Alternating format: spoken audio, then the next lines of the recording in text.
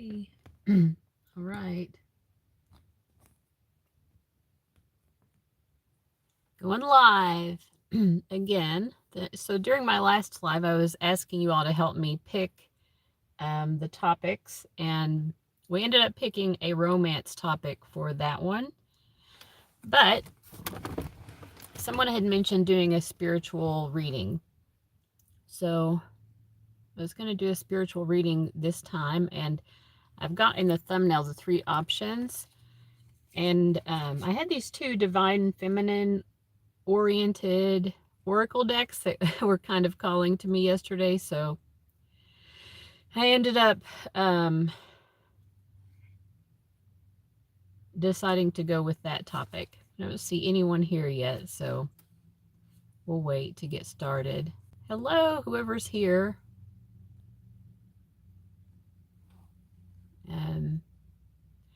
So we're going to be looking into divine feminine healing messages. I don't have a lot of intro chatter like I did last time. But we do have 3 options. The first option is represented by Bridget. Hello, whoever's here. So that would be option number 1. Option number 2 is Marguerite Porret. I don't know. And option number 2 is Mai Bago. Again, I may be mispronouncing these names, but those are the options. And of course, if you just want to sit and listen, if you have anything to say, you can do so in the live chat, but we'll just see what the messages are that come through. I'm going to use another oracle deck as well as tarot. And for people who have gotten personal readings from me, I finally figured out how to record easily without having to use a table outside. I can clamp it in my car in such a way now that I can have it focused on the cards. I just recently started live streaming, and once I figured out I could even clamp it in to do live streaming in here like this and show my face. But normally when I do personal readings, I'm not showing my face, I'm letting you see the cards. But I will be holding up the cards also in this video, so you'll get to see them. So let's start out here with group number 1. Thank you for the thumbs up, whoever that was. Okay, group number 1, you chose Bridget, and her card says, the goddess of the eternal flame. I am an eternal flame, and each day my light grows brighter. So I'm going to read her message from the book, and then we're just going to go from there to see kind of what is your divine feminine healing message. You know, usually when I do spiritual readings, I don't get as much viewership, but someone had requested it when I did my last live to do a spiritual reading. They didn't, you know, specify anything, but like I was saying earlier, I had a couple of these divine feminine decks literally falling on me. I was trying to get to something else in my car, and these decks were trying to make their way known, make themselves known. Okay, I am an eternal flame, and each day my light grows brighter. I'm going to turn to her passage in the book.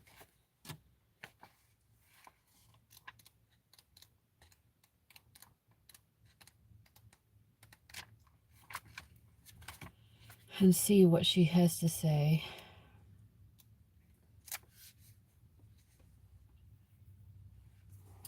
This is from this deck, by the way, for anyone who's interested.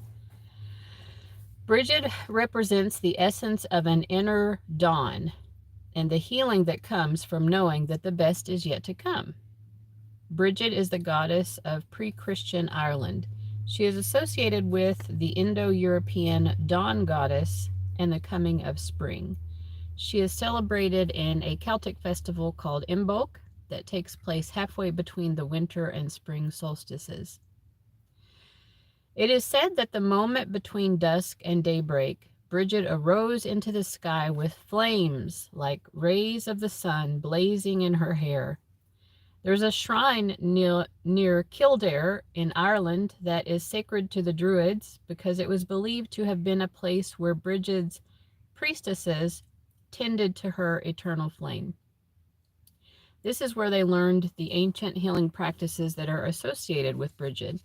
And this is where, in 480 CE, St. Bridget built a monastery in honor of the goddess. So we're talking about a saint here who just shared her name. Built a monastery in honor of the goddess and created a communal and consecrated center for women's religious life and learning. Bridget is associated with poetry and with all things elevated, states of being, high rising flames, lofty dimensions, elevated wisdom, probably skyscrapers. Those are elevated. Elevators, perhaps. She is said to have created the whistle for calling out from one person to another while walking through the night, which lifts the wanderer with its levity and reminds her she's not alone. When your soul selects her card, there's that moment when you're making your way through the dark, and suddenly, after what feels like days or months or even years, a ray of light comes through to you. A lightening happens. Each step isn't quite as hard to make as the one before. And you feel a great shift begin, as if now you're headed toward something new, something even brighter. Bridget is the essence of that first flame, that first ray of light. Hello, Jahat.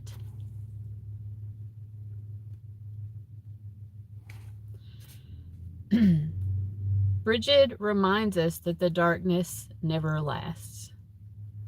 Bridget's eternal flame represents the truth that the light never leaves us and can never be extinguished. It simply gets obscured or blocked from us. She reminds us that every day is actually filled with light. There are many days and times in our lives when we endure thick cloud cover, when that flame that exists within us is blocked by pain or confusion. Bridget is the sweet sound that reaches us in the dark and reminds us that we have never been on this journey alone. Never. Bridget is our sign that the dawn is here because we have made it through the dark winter. We can lift our head. The healing has happened, and now each next day is bound to be brighter. So it's making me think about, like, even when we're going through the dark times, the healing is happening during those dark times, but it's sometimes we don't actually see that it has occurred until we get to this moment where we start to see the dawn.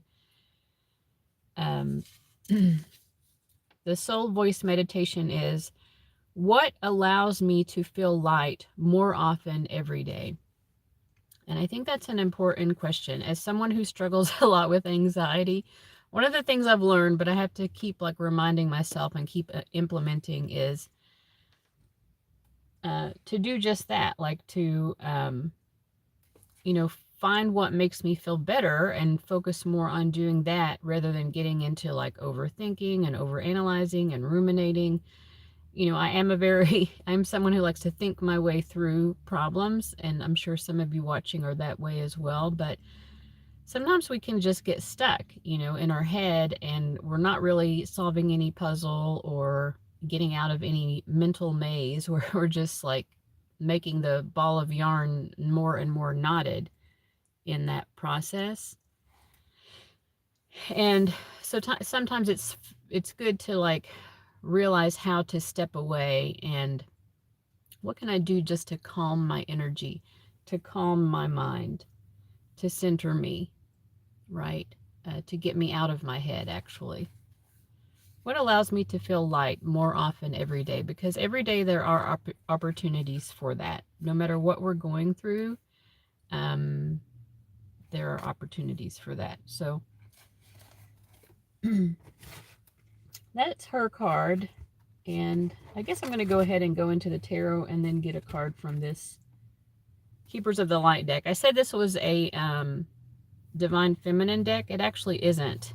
But I guess I felt that way because the Shekinah card from this other deck, which is basically the Divine Feminine, the feminine aspect of God, was the card that was falling all over me. But we'll get to this deck in a minute. But let's tap into the tarot and see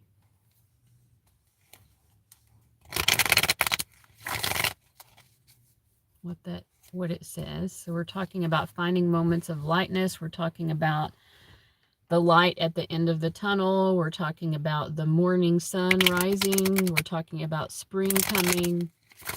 So basically when we start to get illuminated after enduring a time of darkness or hardship.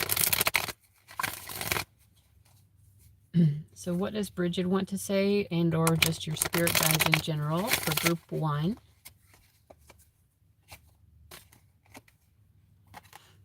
You're well on your way is the first message I'm getting. So you have to scratch my nose. We have the Chariot card. This is from the Cosmic Tarot. You're well on your way. Gung-ho. You are well on your way. And also this card is all about balancing lightness and dark and understanding that both of these have been necessary, you know, just like day and night in order for the passage of time, right? We have to have day, we have to have night. We can't just have one of those. And they revolve around each other, right? It's a very yin-yang cycle of life. We have to have winter in order to have spring. We have to have spring in order to have eventually winter again. But yeah, it's just a reminder you're well on your way, on your journey, wherever you are. Maybe you're in that moment where the lightness of being is more obvious. Maybe you're in a moment where the darkness is more obvious. Hi, Rach. Maybe you're in a place where it is more balanced out. But either way, you are well on your way, and both of those have been necessary. We need the sun, we need the moon, right? We need the light and the darkness, and there's illumination in each, actually, as well. So you're well on your way, and succumb to it, surrender to it. You know, the Five of Swords is about choosing not to be engaged in conflict, usually is the message. And here on this, the way that it's presented in this particular deck, it's very much about surrendering. You're well on your way, surrender. All that really is necessary at this point is surrendering to the fact that you are at the light at the end of the tunnel, right? So just surrender to that. Yeah, all is well. All is coming to completion. So there's definitely a cycle that's coming to completion here. And I just asked if this is Bridget, in fact, you know, that I'm channeling, and I got a yes here. She wants you to understand that surrendering is still being active. You know, you're still an active participant in your life, but in a way that is also surrendering. You are an active participant in your life, but in a way that is also surrendering. So when she says to surrender, because you're well on your way, she's not saying stop taking the actions that you know that you need to take. She is saying to continue to take those actions, but to rest easy, knowing that they're getting you where you're wanting to go. So if you were rowing a boat and you're getting close to the shoreline, let's say you've been out on the ocean, you know, rowing and rowing, trying to find land, you finally spot it in the distance. Rest easy, knowing that you're getting closer. But of course, you still need to keep, you know, paddling your oars. So continue to take inspired action, continue to take the necessary actions, but do so resting easy that you're getting close to the shore of whatever it is you're trying to accomplish or reach. Okay, so that was all of that message, but I am going to pull from this other deck as well, and we might have another spirit guide coming out to accompany Bridget in this message about this new dawn. New dawn, new day.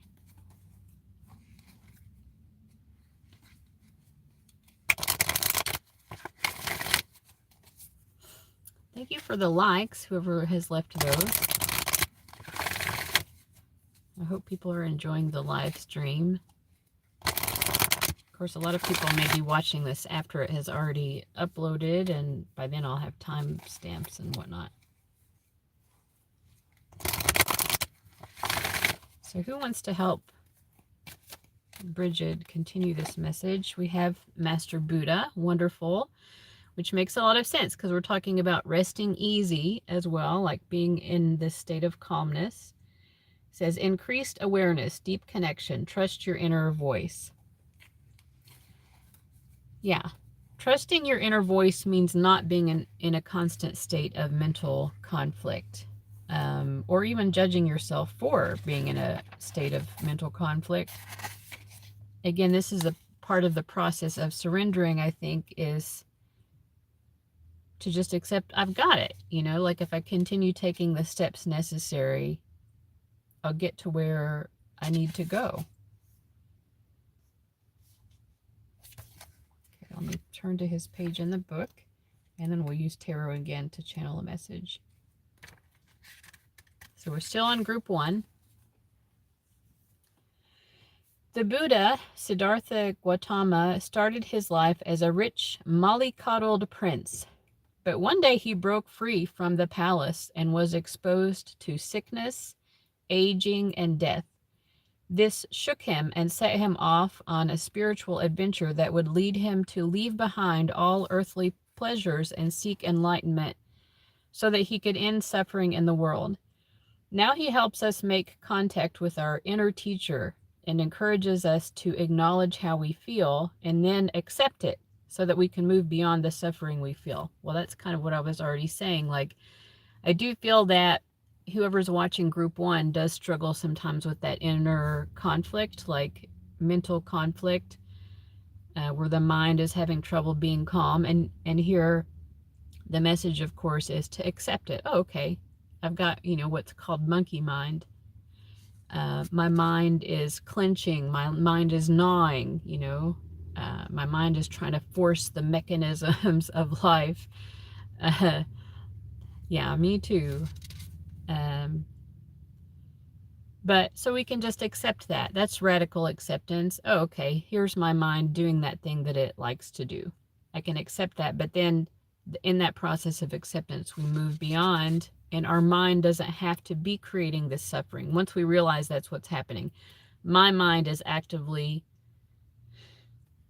allowing me to create more suffering for myself.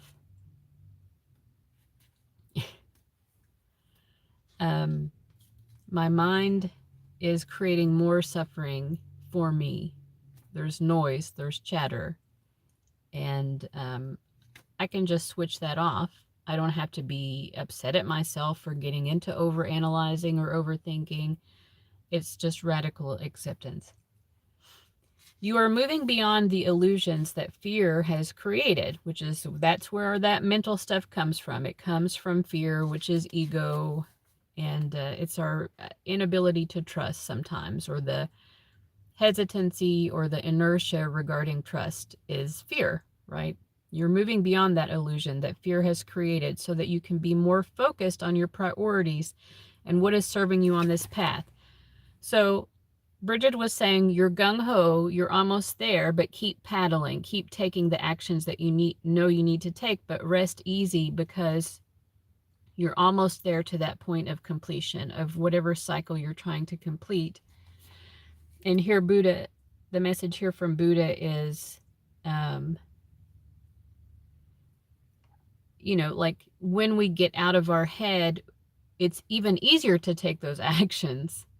Like we have to keep taking those necessary actions, and it's easier to do that actually when we're not so strung up and tangled in our mind. All suffering eventually comes to an end. It's interesting the way that Buddha's message here ties into Bridget's. After the night of darkness, there comes the dawn. After a period of suffering, we eventually get to the end of that suffering. Acknowledging how you really feel and what occurred in order for you to feel this way will help you to move beyond it. So what happened both externally and internally to allow you to feel suffering? Acknowledging how you really feel and what occurred in order for you to feel this way will help you to move beyond it. So we're not just trying to accomplish the next goal, but we're also trying to heal something within ourselves that allowed us to perceive that or experience that as suffering. Call on Master Buddha now to help you remember you are part of something that is greater than suffering. You are part of something that is greater than suffering. So even if you are suffering, if you're having a difficult time, your difficult time is woven into the fabric of the whole in some way. The wheel of karma is turning in your favor, and all your acts of kindness and goodness will benefit you. Thoughts may arise now that solve issues in your life, home, relationships, or work. They are being sent to you from your inner teacher, the Buddha within, which of course we all have. We all have that inner teacher, that inner Buddha, who understands that we can be at peace with life no matter the circumstances. And of course he knows this because in his human existence, right, he experienced the luxury and what they called in here mollycoddling that he experienced as a prince. He had the good life, he had the easy life, and he actually chose suffering, which is the opposite of what most people do. Most people, they want to get away from their hardship. He dove into it. And I don't know if there's a lesson for us there or not. I'm going to use the tarot to tap in more, but it does feel like, the light bulbs are coming on and you're getting closer to shore in a lot of ways. Like the pieces are starting to fall together, and that's great, but it's almost like, to tie in both messages, we don't want to take this for granted. Yes, life is coming together now, and that's wonderful, but let's learn also the lessons of, how did we embrace our journey to get to where we are now? Like I'm lacking the words, like, it isn't enough that we're coming to a point of completion and we're nearing the shoreline that we've been seeking. But let's take a moment to think about how our muscles have been strengthened with all that rowing, right? What has been strengthened within you through what you experienced as suffering? What did this suffering teach you? If all the suffering did was get you to a shoreline, that's great in and of itself. But what did it teach you that you can continue to take with you, like a little token, a gift, a tool for the rest of your journey? Because you're probably going to experience suffering again, because we're human. And these are lessons that it's not easy to just hold on to, like, oh, I'm no longer suffering. Right? Probably you'll have experiences that trigger, again, that feeling of suffering. So when we master our tool set, we get better and better tools at that suffering becoming less and less. No matter what it is that may be happening to us in the external world, we can deal with it much better. We can be calmer. We can be more reasonable. We can be more mindful, cutesy, and demure. Or at least mindful. Okay, Buddha thought that was funny. Me too, Buddha. Me too. All right. So that was Buddha's message. Let me tap into the tarot and see what more there is for group 1. I thought that was a great message so far.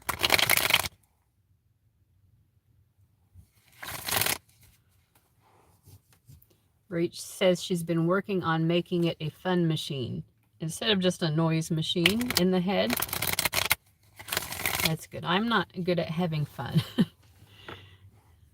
I think because my North Node is in Leo.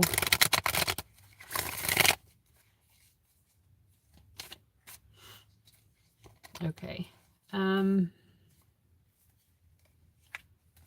Okay, what more does Buddha want to say? Okay, so we have the 5 of Cups. We have the Magician. We have the Fool card reversed. Okay. Fun is whatever makes you happy. Still a struggle, but that'll be food for thought for me to process later. Hi, Priyanka. So we have Five of Cups. So, okay, Buddha's talking about the feeling of disappointment, loss, you know, the suffering type of feelings and experiences that we have. And then we have the Magician, and we have the Fool reversed. I think what he's saying is that it's one thing to suffer. It's another thing to learn how to confront that suffering in such a way that you don't have to experience it again. Even if you were to experience the same circumstances, it wouldn't be the same suffering. So let's say you had your heart broken or something, right?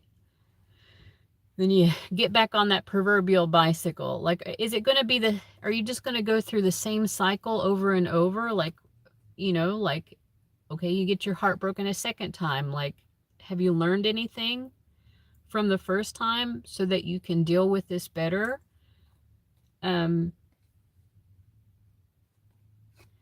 And it's about how do we use both our mind and how do we use both our actions in order to learn from our suffering so that we get to a real point of completion, right? We think that the point of completion is, well, now I finally just have a happy relationship. If you ever get there to begin with, right? Like, finally I've settled down, everything is happy. That's the point of completion. I get to the shoreline. That's the point of completion. I score that job that I've always been wanting. I've got the amount of money that I've always been wanting coming in, whatever it is. And our journey to get that, our struggle has been the suffering. Or maybe we've experienced loss or grief or betrayal or any number of things, right? Sickness. Is the point of completion getting through the sickness and getting better? In a way it is. But he's also saying the point of completion is knowing how not to allow that to be suffering again, even if you were to experience it again. And that just goes back to the ability to find inner peace. Inner peace is the doorway out of suffering. And he's saying it's, you know, there's a constant need to navigate the difficulties or the potential difficulties of life. We have to stay grounded. We're here in this reality. Hi, Silver Arrow. We have to stay grounded in this reality. This is where we are. But we are probably going to be experiencing some of the same things again. Things that are at least similar to things that we've experienced before that caused suffering. And we can see that as part of a beautiful journey to embrace. Like, wow, the adventure of life has brought me around. I get to repeat a similar situation to before. And it's almost like I'm getting this metaphor of, like, if you're playing a video game and you've learned the tools, when you go back to that same level or same encounter, like, you can do it better than you did before, right? I think he does, going back to what Rach was saying about fun. I think the Buddha is trying to say, of course, Buddha is very much about fun and laughter. You know, that's how he's often portrayed. Happy Buddha.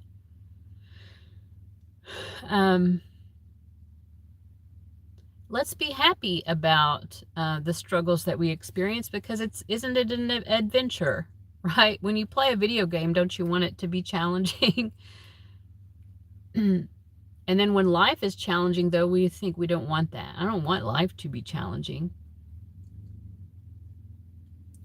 But we can view it in kind of the same way. Like, here's an opportunity. This challenge, this suffering, is an opportunity to rise above my former self and to keep rising above my former self over and over in this process of continual transcendence. Every time I experience a hardship and I overcome it, I rise above my former self.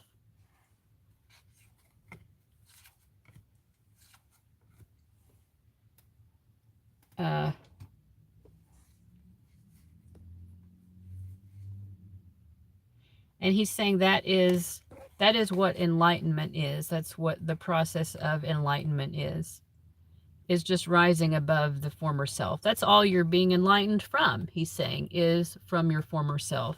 from your former ideas. And what you might have now as sort of aha moments, 10 years from now, that will be nothing compared to the aha moment that you will have. But each aha moment along the way was necessary to get to the next one. Each one is a stair step upward and upward. You won't get to those bigger moments of enlightenment unless you have the smaller moments of enlightenment.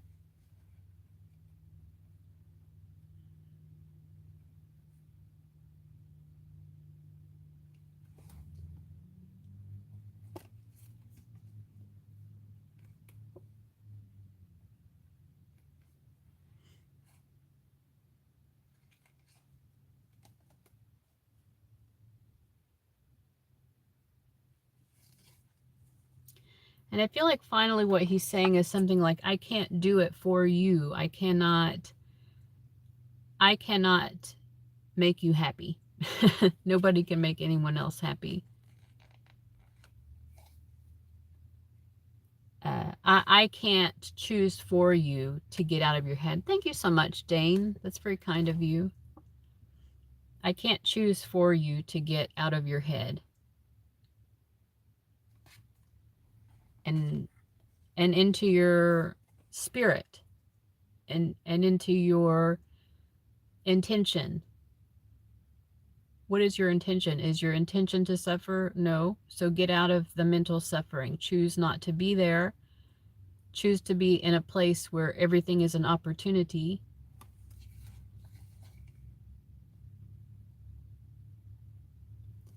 And then you will not only continue to become enlightened, you will be transcendence. You will be almost like a beacon of light.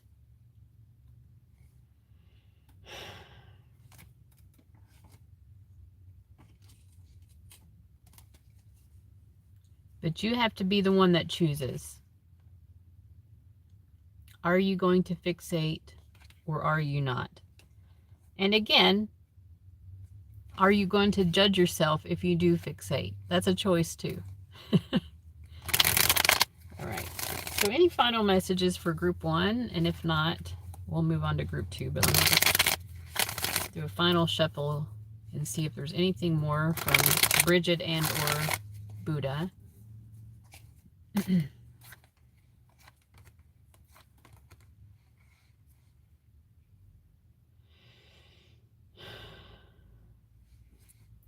Well, I think Buddha is answering that question, Chahat. Chahat is asking, what is enlightenment? And he's already spoken to it a little bit, but I think he was answering your question even as you asked it. What is enlightenment? He's saying enlightenment is knowing that you are not yet enlightened. Enlightenment is knowing that there's always a greater step up. The most enlightened people know that they are never fully enlightened. The most enlightened people are the ones who know that they are never fully enlightened. And so they are always open to more and greater enlightenment. And he was saying earlier, enlightenment is transcending one's own self and to keep doing that over and over. You transcend yourself, and then later you transcend yourself again. You keep transcending the self. That is enlightenment. And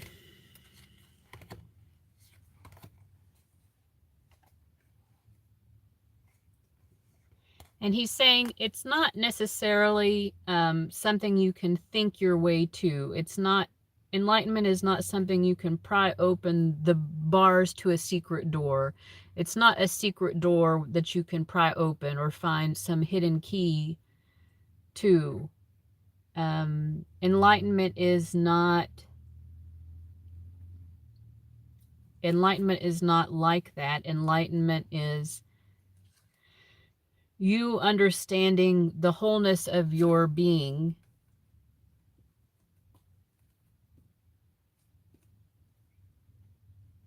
in a way that is not in conflict with the wholeness of another being.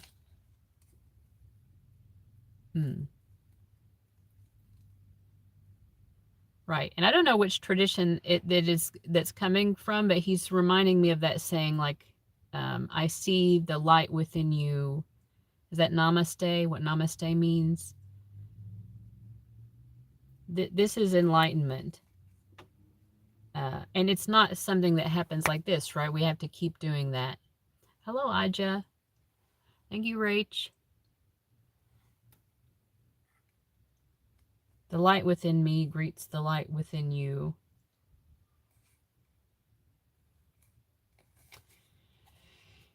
You know, like we're all sort of like points on a constellation, basically. Or threads woven into some masterful tapestry.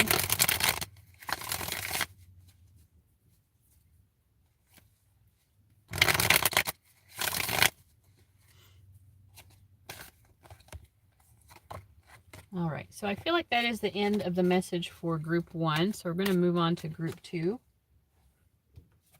Of course, if you're getting something out of this and you want to just keep watching, you are more than welcome to do so. The second reading, group 2, is on this card from the thumbnail, Marguerite Porete, the Mystic of Divine Love. Love is divine, and I am nothing except love. Love is divine, and I am nothing except love. I'm going to read from the book. It's coming from this deck right here. And then we'll channel some tarot from her, like we did with the first reading.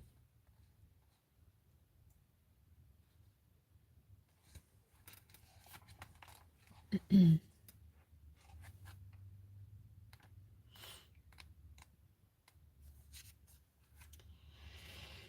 she is. Marguerite Porete is the essence of... You have this deck too? Yeah, it's a pretty cool deck. Like I was saying this in the intro, you may not have seen it. But yeah, these two decks that I'm using in this were just kind of calling out to me because someone had wanted to do a spiritual pick a card reading, and these two decks just wanted to be used. But all right, Marguerite Porete is the essence of divine love and the truth that all we are is love. Marguerite was a French Beguine born in the mid-13th century. The Beguine movement was a spiritual revival among women in the late Middle Ages that emphasized an imitation of Christ's life.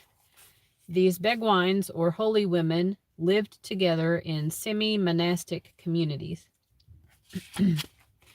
They were not nuns, they didn't take formal vows and could leave at any point, but they lived with shared spiritual intention. Marguerite wrote a spiritual masterpiece titled The Mirror of Simple Souls. It reveals the spiritual process she went through to be transformed by divine love. I am God, says love, for love is God, and God is love, and this soul is God by the condition of love. I am God, says love, for love is God, and God is love, and this soul is God by the condition of love. That's a quote from her book, The Mirror of Simple Souls. By 1306, the Bishop of Cambrai deemed her work heretical and condemned it to be burned in Porete's presence. Even so, it continued to circulate widely throughout the Middle Ages, and in some ecclesiastical centers it was embraced as an almost canonical piece of theology.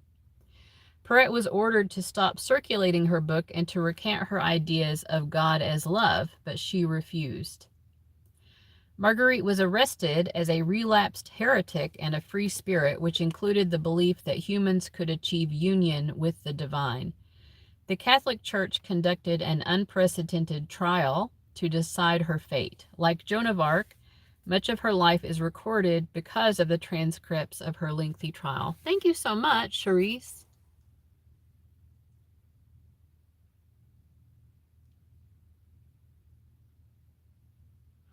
And thank you guys for the information about Namaste.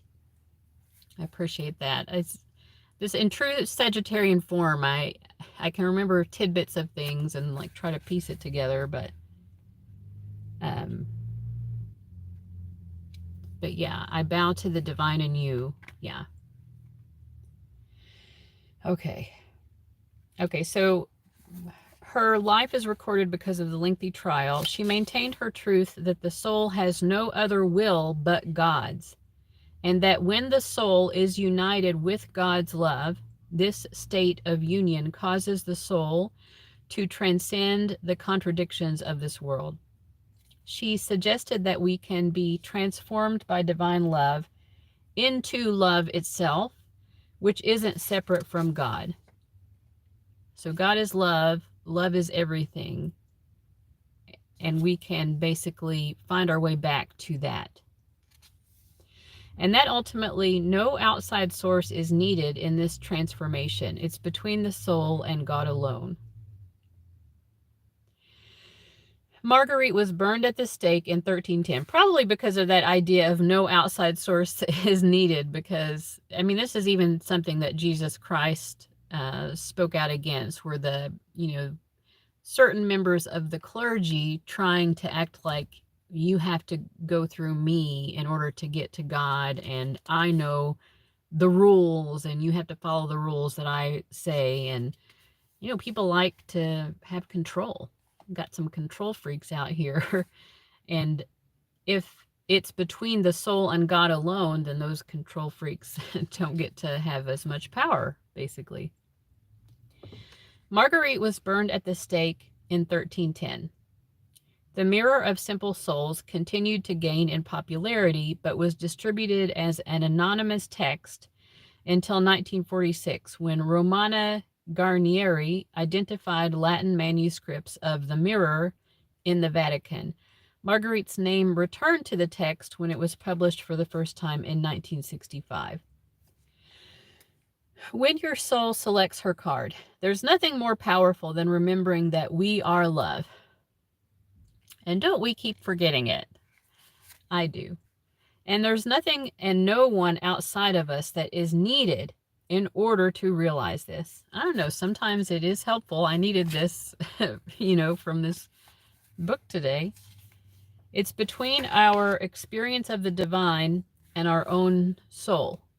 We can let go of what we think. We can let go of what we think we need to prove, or who we think we need to be in order to receive love, because we remember that we are love. So we don't have to earn love. We don't have to prove that we are deserving of love. We simply are, because we are love. Then we can stand in that truth even through flames.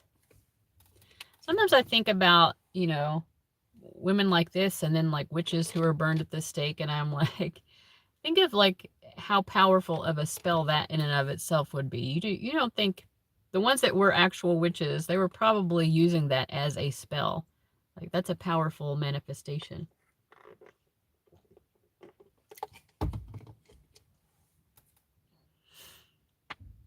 Marguerite is a courageous truth teller, and the truth of her experience is that love alone can free us. Not the love another might give us, not the love of family or of friends. All of this is powerful and significant, but the true source of love for us is in the fact that we are a soul, and that the soul is in union with the divine, which is love.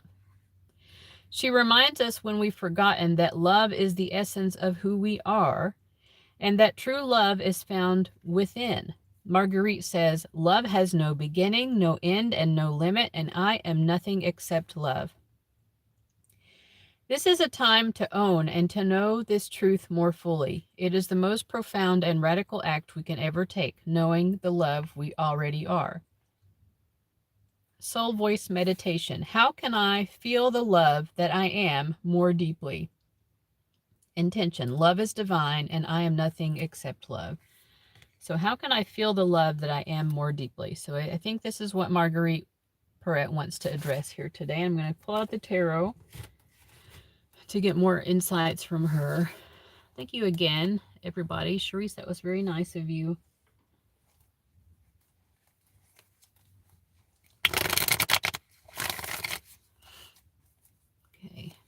So what else does Marguerite want to say to us about love and how to experience our beingness as love more fully?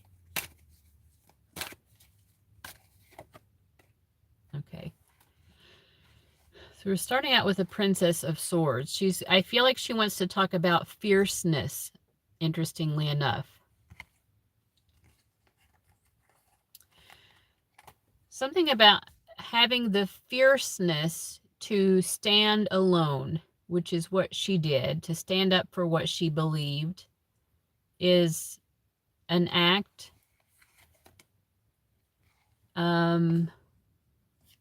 Okay, she wants to talk about that. Like sometimes, how can it be that we might have to oppose other people or be opposed or have conflict with others?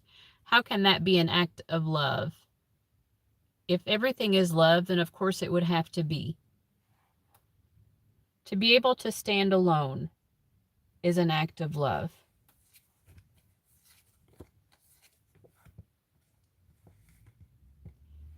To be able to stand alone is an act of love. To be able to say, I must stand in my truth, even if it sets me apart, is an act of love.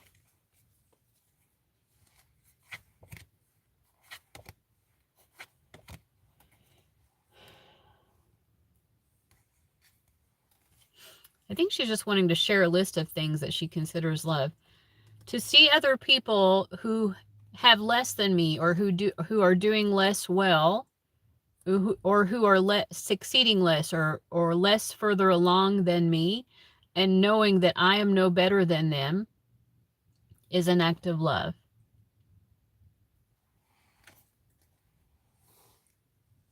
Okay, so we've had two messages first of all. The first one was to have the fierceness to stand alone in conflict from others is an act of love. Number two, to see others who are doing less well and to know that I am no better than them is an act of love.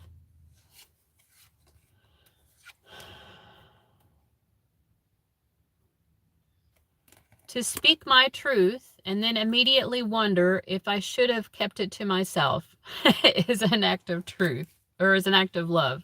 Also an act of truth, maybe. Why is she doing this?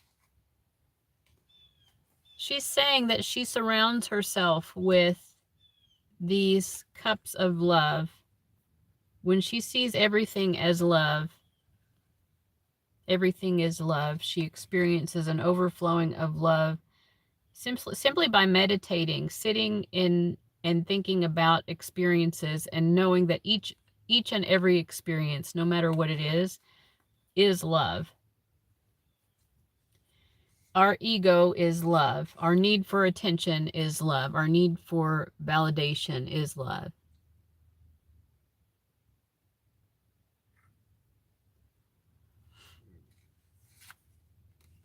There is nothing that is not love.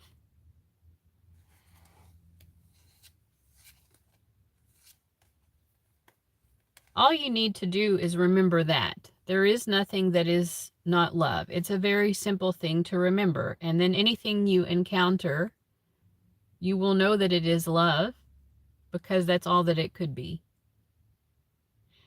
There is really nothing more to say. I feel like she's saying at the end, I will not defend myself further.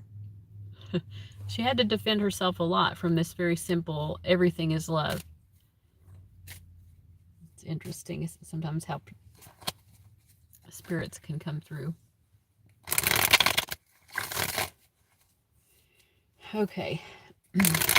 So I'll get a card from the other deck as well. Let me check the time. It is 4:31 where I am.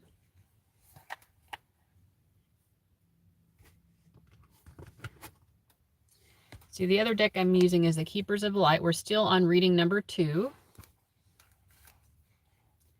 We'll get a deck from here to extend the message. In group 1, the two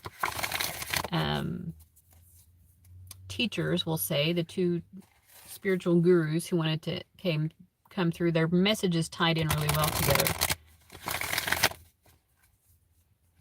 almost like they were teaching a lecture together.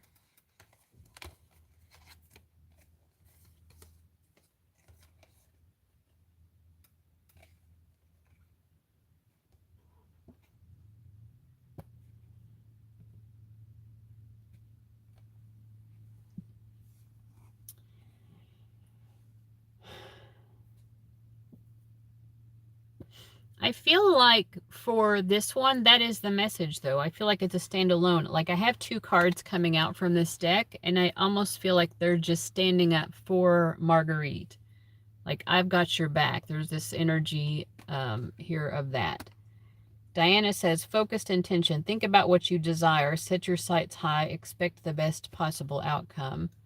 Serapis Bay, move into your true self. Rise above the darkness. The light is here.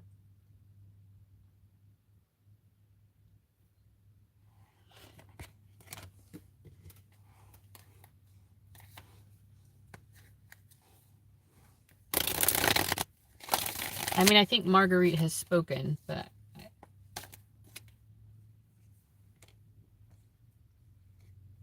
yeah, I think these other 2 spirit guides, Diana and Serapis Bay, are just saying like that's the lesson you came here for. She was the teacher. They're saying we are even students of hers. We are even students of hers.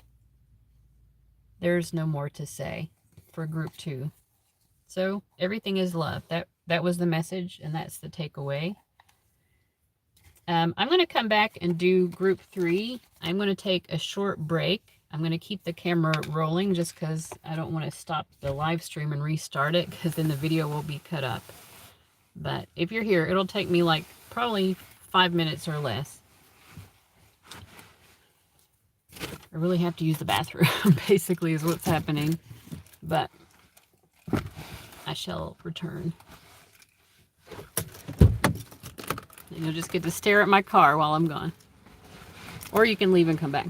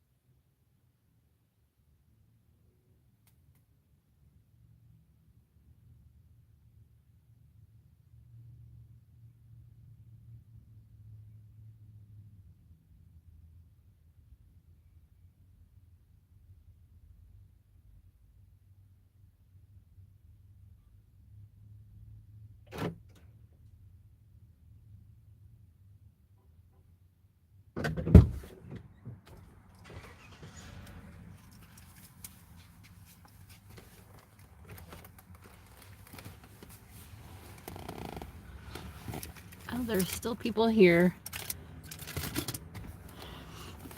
Some people hung around. I don't think that took too long. Oh boy. All right. Thank you.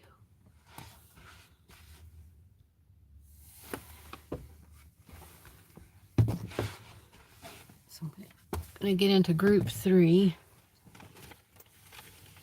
after that refresh.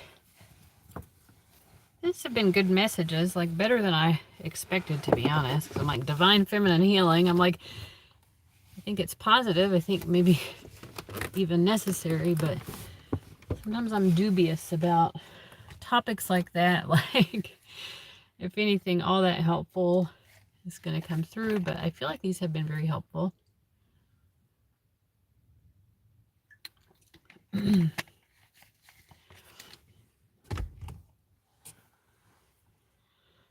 Okay.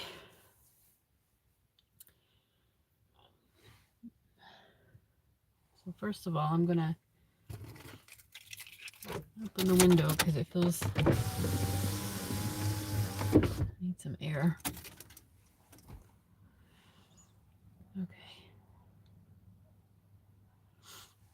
I hope everyone is doing well. All right, so group 3. We're ready for it. My Bago, the warrior saint. I am a warrior of love. My devotion attracts resources and support.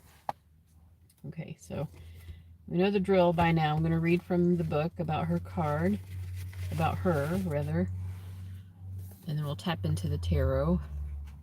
And, okay. And again, for anyone just tuning in, this is from this Divine Feminine Oracle book, Oracle deck.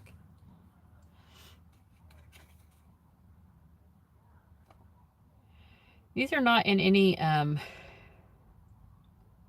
alphabetical order, so it's kind of hard to find the cards in the table of contents with this deck. That's my only complaint,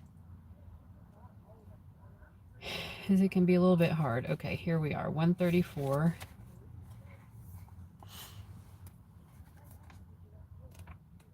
For group 3.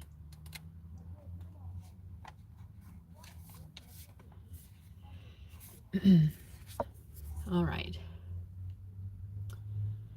My Bago represents the otherworldly courage and resourcefulness that comes with deep devotion and commitment. She was born in the 17th century in what is now Amritsar, Punjab, at the time of the 10th Guru, Guru Gobind Singh. She was raised a devout Sikh and was trained by her father to use a sword so that she could uphold the Sikh tenet to defend but not attack. When she was a young woman, her village was threatened by Mughal forces. She heard that the Khalsa, or the warrior saints appointed by the Guru to defend the Sikhs, had defected and were fleeing back to their villages. She took her sword and went village to village, convincing the warrior saints to go back and protect the Guru from the advancing Mughal army. She gathered 40 men to fight with her, and on December 29th, 1705, the small, courageous band of Sikh warriors rushed out to protect the legacy of their religion in the Battle of Muxar, with My Bago as their leader. She was the only one to survive. Guru Gobind blessed these 40 men and declared them Chali Mukti, the 40 liberated ones. Mai became the Guru's personal bodyguard and dressed in men's attire until she retired and spent her last years immersed in meditation. She is considered a great Sikh warrior saint. The house where she spent her last years in meditation has been converted into a Gurdwara, a Sikh place of worship. Her sword and musket are on display as saint relics and as symbols of the fierce courage she displayed out of her devotion to the Guru.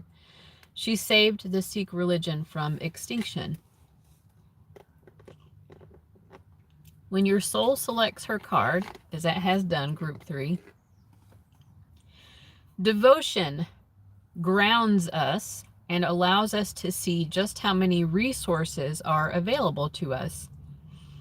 And devotion elevates our perception so that the spiritual realm can infuse us with light, strength, and energy that is greater than our own. Devotion is the act we feel compelled to take that demonstrates our commitment to love. Devotion is the action we feel compelled to take that demonstrates our commitment to love.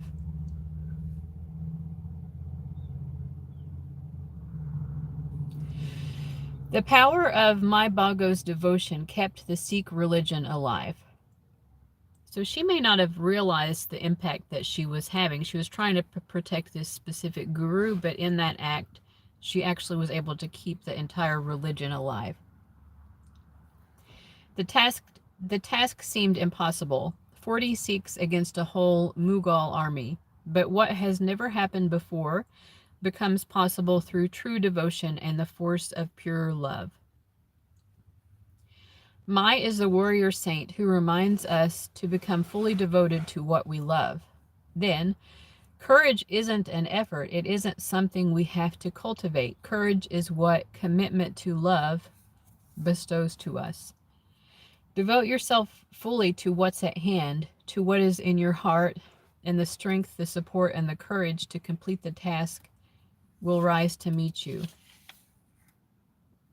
Soul voice meditation. What am I committed to with my entire being? Intention. I am a warrior of love. My devotion attracts resources and support. Wow, what am I committed to with my entire being? I can't say what that is for me.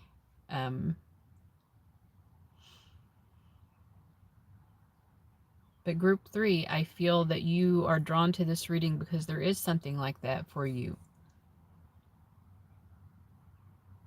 Your devotion to something attracts resources and support. Okay, let's tap into the tarot and see what more she has to say here.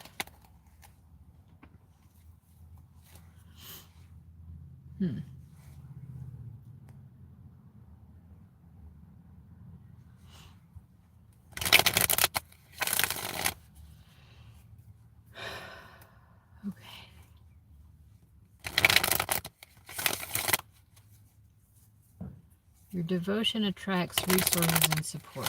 What more do you want to tell us?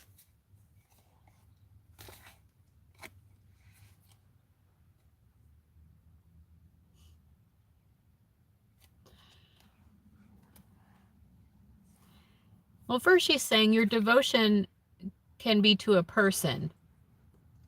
Just because my devotion was to a religion and to a guru in a not personal way. She's saying it could be your devotion to a loved one.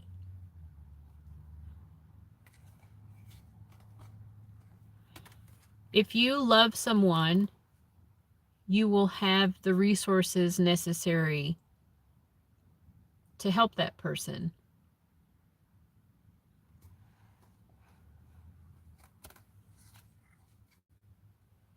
You will attract the resources and support.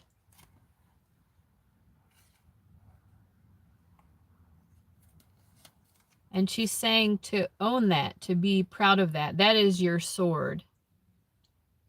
She had a sword, right? She's shown holding it here.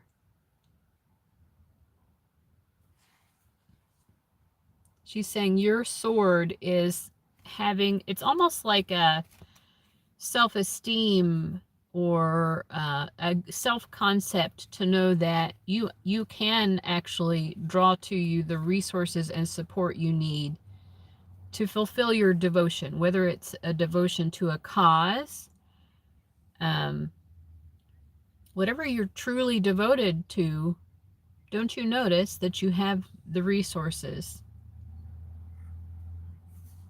So what does that tell us when we lack the resources? Does that mean that we were not truly devoted?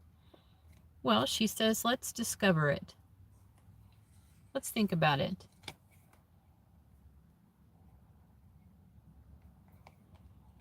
Did you lack love? Isn't love a resource? Did you lack emotional support? Is that a resource? What did you not have that the one or the cause that you were devoted to needed? Were you not able to make things smooth between you and the one that you were devoted to? Were you not able to avoid a disaster? Let's say you're devoted to your family and a hurricane comes. Were you not devoted enough because a hurricane came? Let's look at it, she says. What did they need? Were you able to supply for all of their needs? She's saying, yes, you were. Didn't you love them? If you lost someone, didn't you mourn them? Isn't that what they need? Does someone need to live forever? She's saying, the army that I fought with, they didn't live. I was the only one who survived. Does that mean that I sacrificed them for my devotion? They were part of my devotion. I was devoted to them as well, and they were devoted to me. The fact that they couldn't continue to live, does that mean they were not devoted?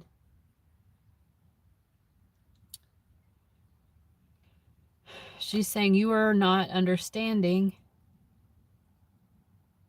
because you were expecting a pristine reality. And what I'm saying is a bit beyond your grasp. My devotion attracts resources and support. It does. Your devotion attracts resources and supports. Think beyond the difficult circumstances.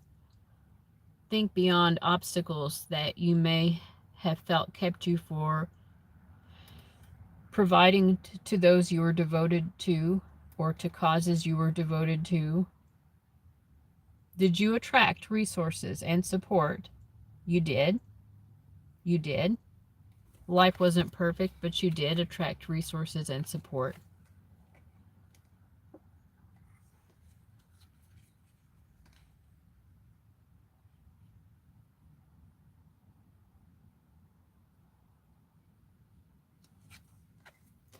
The greatest resource that we have for anyone is love.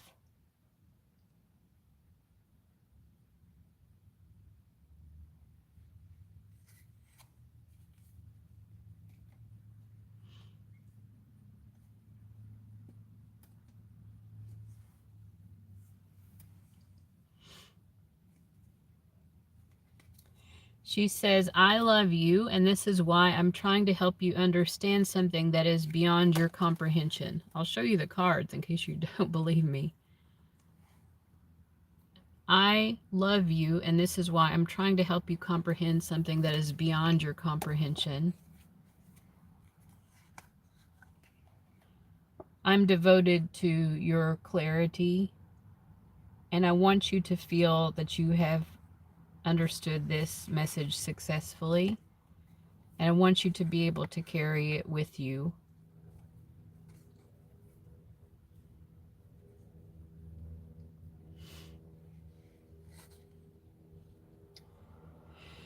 She's saying something about the crown chakra. The crown chakra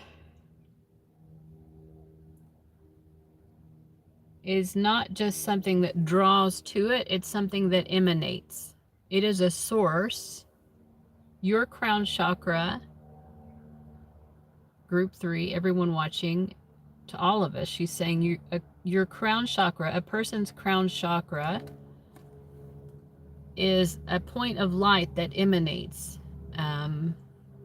It isn't just a rod that attracts energy and pulls in energy from ethereal sources. She's saying it is a source. It is a source of light.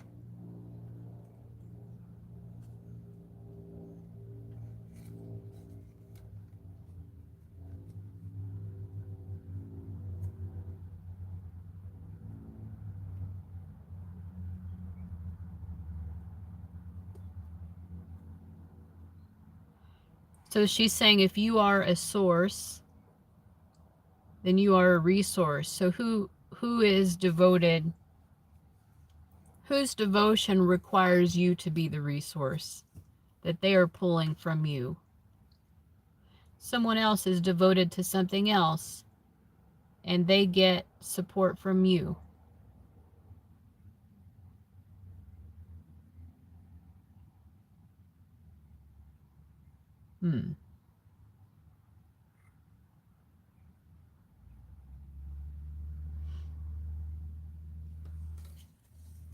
Well, I'm sorry that this is going a little bit slower for group 3. It's just more of a, she is trying to get to something greater here.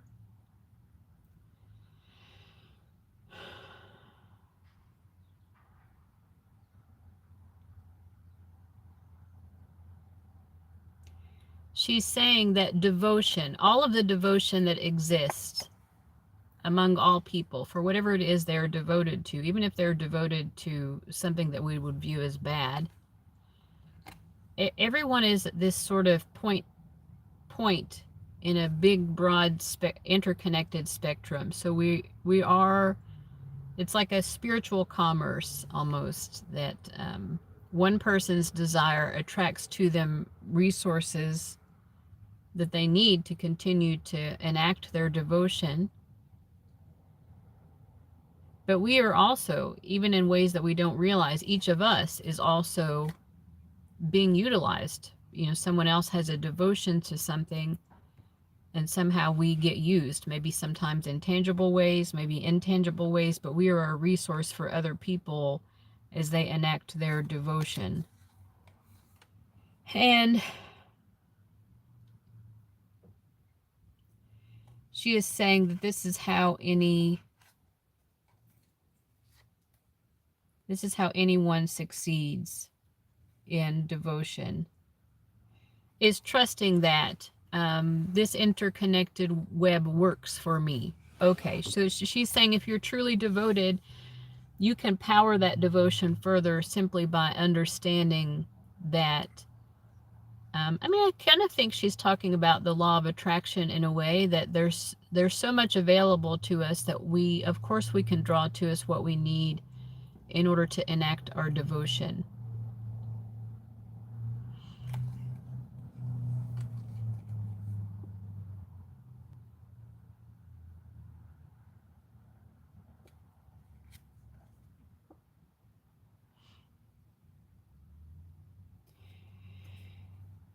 It's really just about being trusting. All resources are provided. Is there anything else that you'd like to say?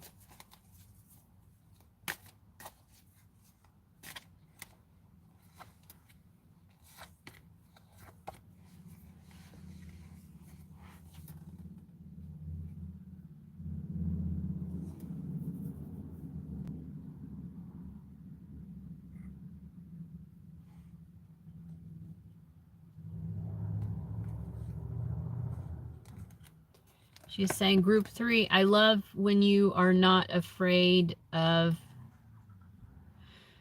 I love when you can push past your fear, or when you are not afraid of, or when you can put aside your anxiety to allow yourself to receive.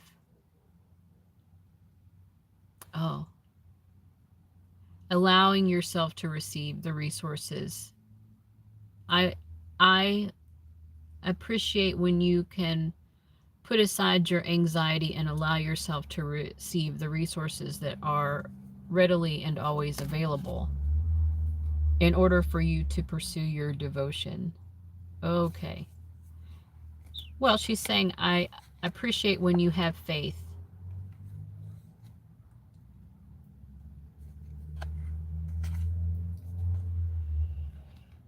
And she's also saying, I appreciate when you take the resources available and make something more of them. Because sometimes we have the pieces that we need. We don't have a house, but we have the materials necessary to build a house. And she's saying, I appreciate that as well. So let's see if there's more that she has to say.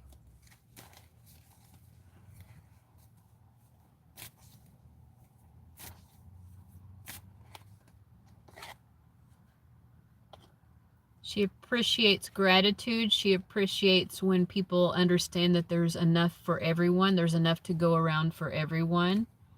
That we don't have to be defensive. That we don't have to guard against other people taking what we have.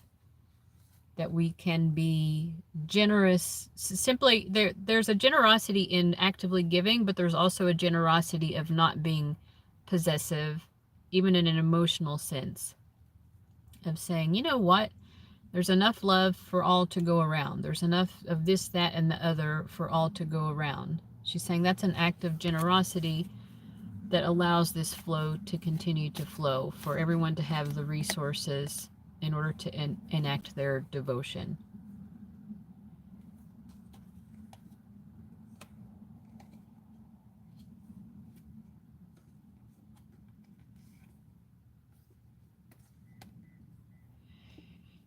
And she says, I appreciate when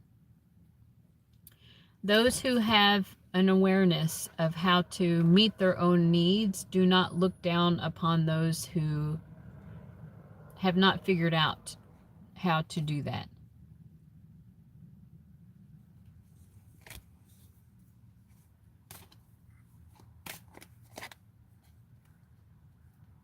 And instead of looking down on others and pitying them, she's saying we connect other people more to resources by uplifting them in our thoughts and knowing that they will, even if it appears now that they're not connected to what resources they need or want to fulfill their own destiny. She's saying have goodwill towards others by envisioning them succeeding and knowing, of course, they will be connected as well with the resources they need, because we all are, and it's all readily available to all of us. So she's saying it's best not to get into a place of pride, because that can be a blockage to the flow. Okay.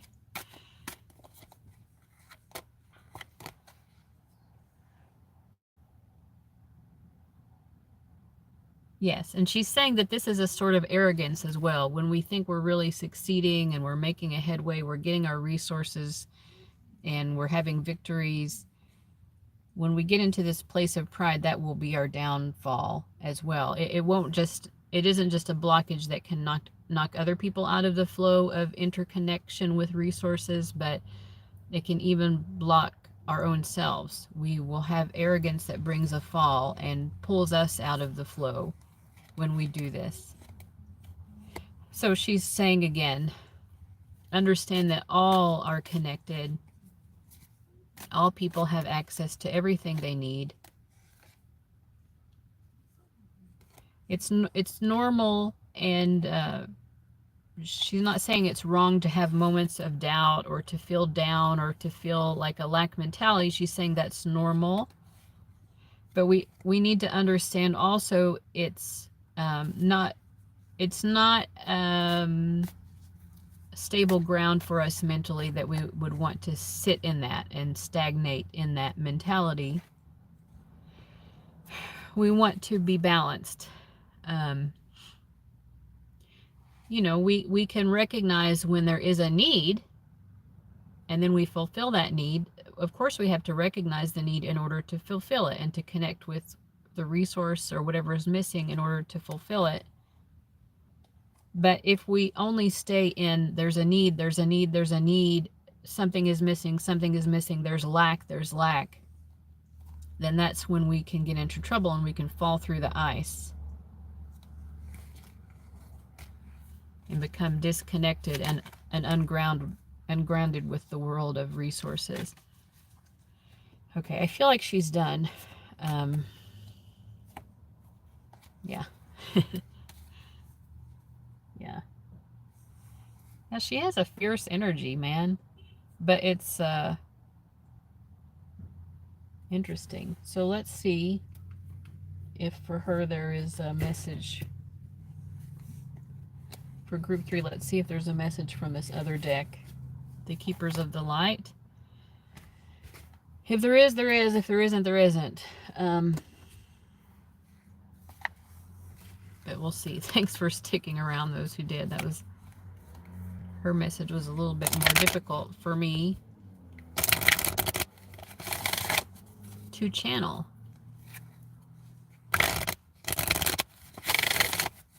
But she trusted me to do it.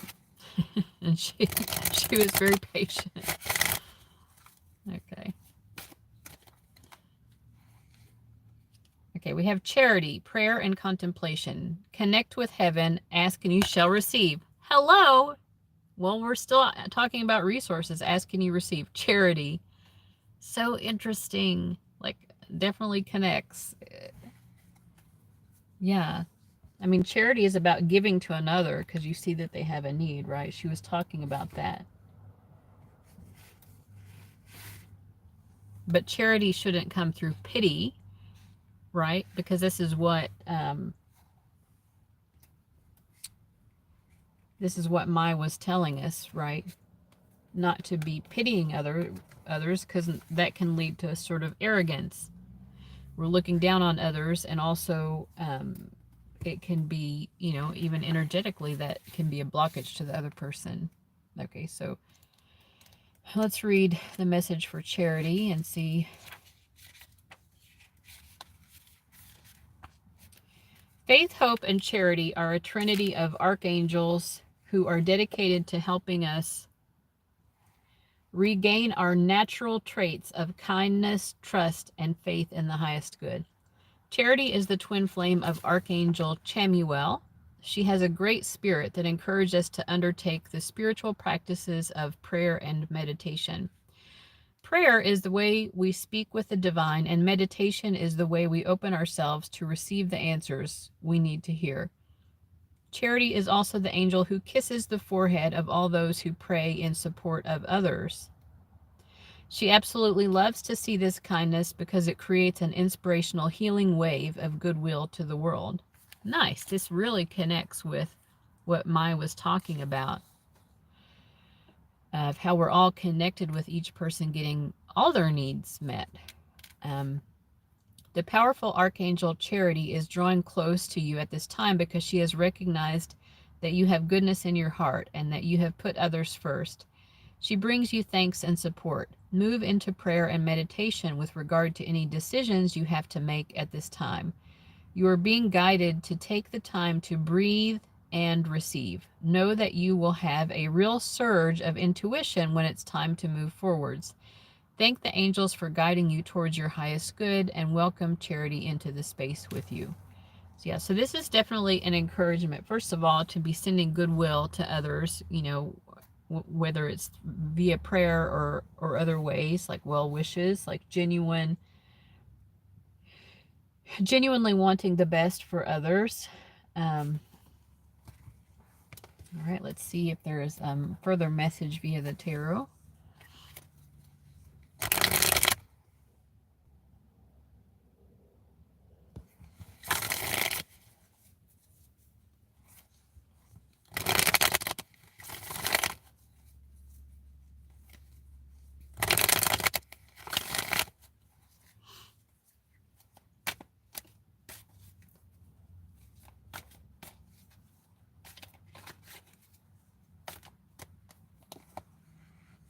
It's just starting with the Princess of Swords, the same card that Mai came out with.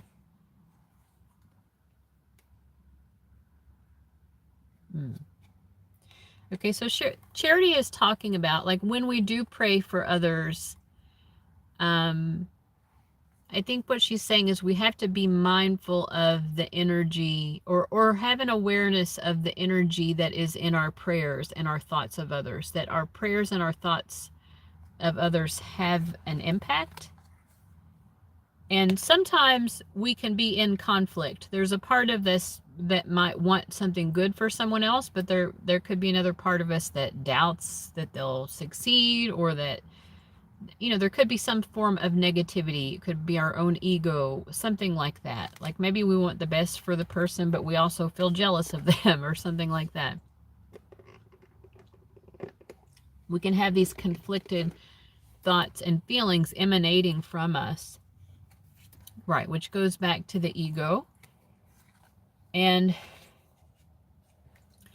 I feel like what she's saying is if you're struggling with that, then it's best to just kind of focus on your own energy and staying grounded within yourself and focusing on your own needs, rather than putting too much energy into helping others, even if it's through prayer. Like if you're struggling to make the prayer in a sort of genuine, sincere goodwill, then it would be better to pull back your energy. Just like you wouldn't want someone to be sending mixed energy towards you like that. She's saying learn how to pull your own energy back as necessary.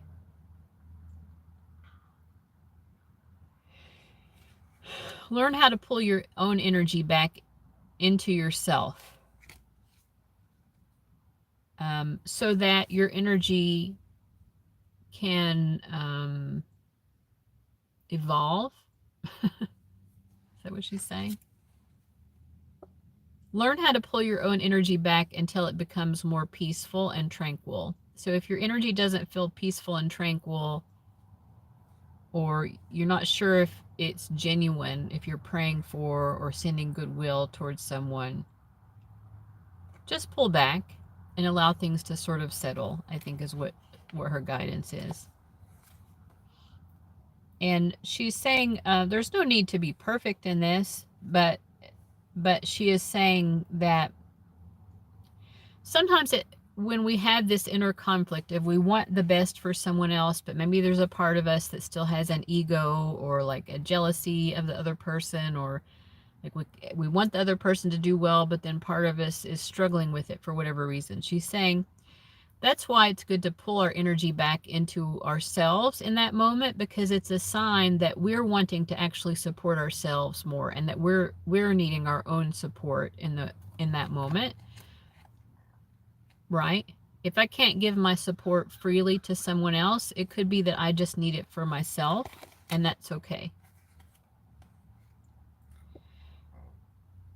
Yes. She's saying, but basically, don't foolishly give your energy to other people. Give it mindfully and with genuine sweetness. And if it doesn't feel genuine, then it's best not to give it, because it comes with an attachment, sort of. And she's saying, group 3, like you have such a beautiful presence. So she's not saying this because it's like you're a problematic person whose energy is always like attached with, when you're charitable or kind or praying for someone. She's not saying that you're someone who lacks genuineness. But what she's saying is that she's saying sometimes you need to focus more on pouring the love on yourself, and almost trusting that when you do that, other people will get the energy that they need from you anyway. Right? It's kind of like putting the gas mask on yourself first, but in a prayer sense, in a spiritual sense. Pouring love into yourself, being supportive of yourself, means that you're emanating that light that Maya was talking about through your crown chakra. We can even see it here. Like pouring love into the self. taking care of my own needs, validating myself, that allows me to emanate, even in an energetic way, you're a more beautiful, uplifting presence to other people because of it. Yeah. And to the people who you really care about, you'll be a better resource to them. Okay.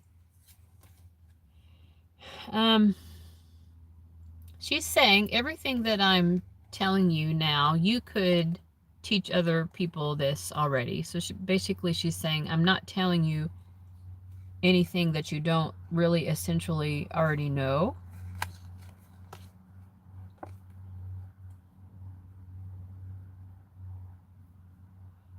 But I do want to remind you that sometimes it is better to receive than it is to give. Sometimes it's better to focus on cleaning up our own energy than sending out to our energy out to other people if our own energy is kind of tainted with our ego, which is a normal human part of our experience.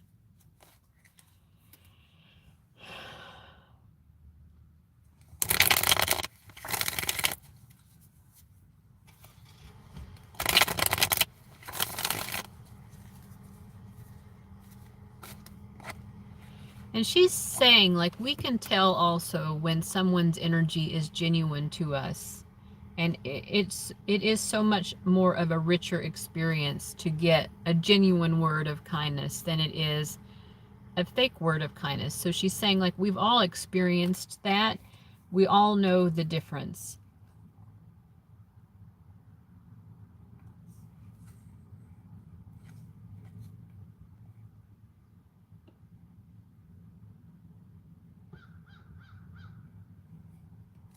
Yeah. So I think that's basically the message.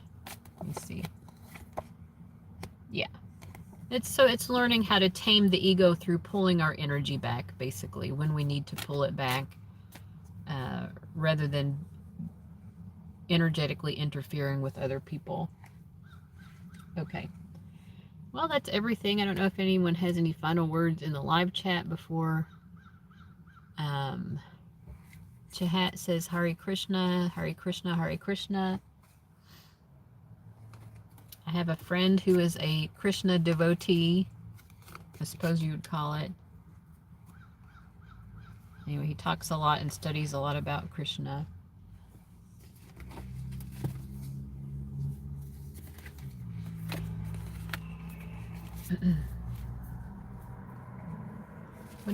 Would not say that I know a whole lot about Krishna actually myself, but I know a little bit. Seems like a cool guy.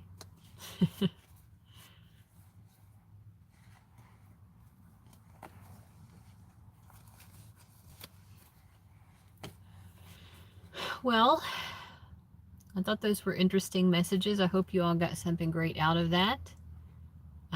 It was a wonderful experience for me. Thank you for letting me take a break earlier. And if nobody has anything else to say, I will end it there. Thank you so much for everyone who brought your good energy and your beautiful presences to the live stream today, and to people who super chatted me. That was really sweet. Didn't expect that.